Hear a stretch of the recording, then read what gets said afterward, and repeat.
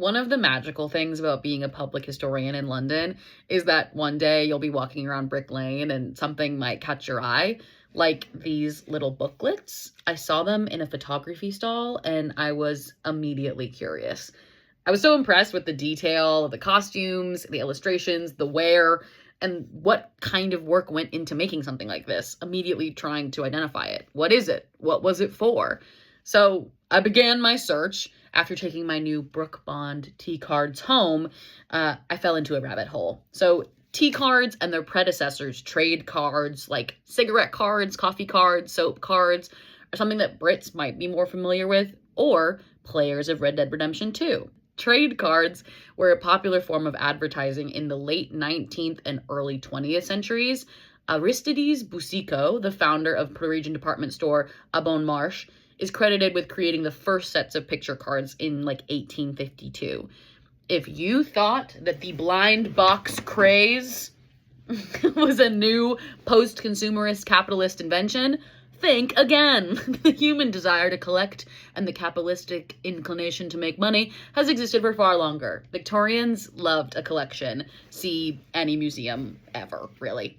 Trade cards, cigarette cards, and the like featured subjects ranging from orchids to chess problems to Shakespearean characters to military battles. Consumers had their favorite styles or favorite collections and then would begin to purchase the objects, so tea, cigarettes, whatever, with the intention to collect. As you can imagine, this creates an issue with the advertising / promotion of cigarettes, especially given children's interest in the collection of the cards. However, production was put to a pause in 1917 due to a shortage of materials caused by World War I. Production didn't reappear until like 1922, but then in 1940, the British wartime government again banned the cards, citing them as a waste of raw materials. Products that would have sold the trade cards were also restricted during the war as a part of rationing efforts. Foods like bacon, butter, sugar, milk, cheese, eggs were also on the ration. So many usual staples were had to make with substitutions like cooked fruit instead of sugar. And seemingly, Brits still choose to eat these fruit-based desserts for what I can only imagine are nostalgic reasons.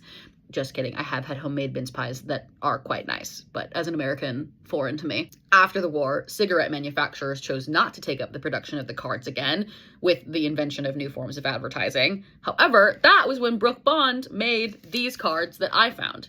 They began production after the rationing on tea was lifted from World War II in 1952.